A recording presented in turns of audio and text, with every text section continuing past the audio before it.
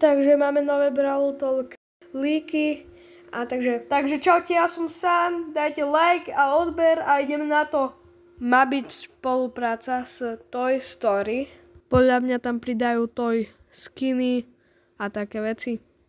Takže tu pridajú nejaký skin, napríklad jak minulé pridal skin na Gasa, tu ho máte.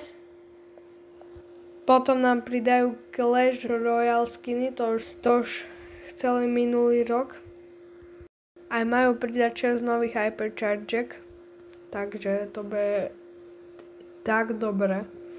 A ešte majú v kapse, že 3 nové brawlery. A môže byť na Vianoce free jeden brawler, jak minulý bol Edgar, alebo Grey, ktorého ste si mohli unlocknúť takým questom.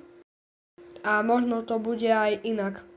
Ale zrušia nám exkluzivitu, takže minus.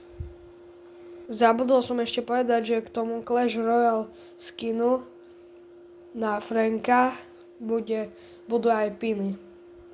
Ten, kto má rád Wipeout a Bounty, tak sa vracajú tie game mody, takže sa tešte.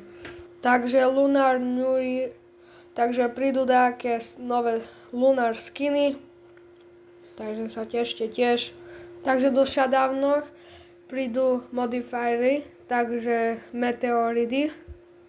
Takže 50%, že majú prísť úplne dobré skiny. Nemám teraz fotku, takže vám ich neukážem.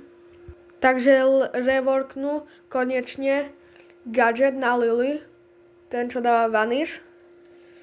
Takže konečne bude pokoj. Ďalšia vec, majú pri Supercell Make skiny a k tomu Carnival Mandy. Ten Star Drop hore naľavo, neviem čo je, ani tam tá druhá vec.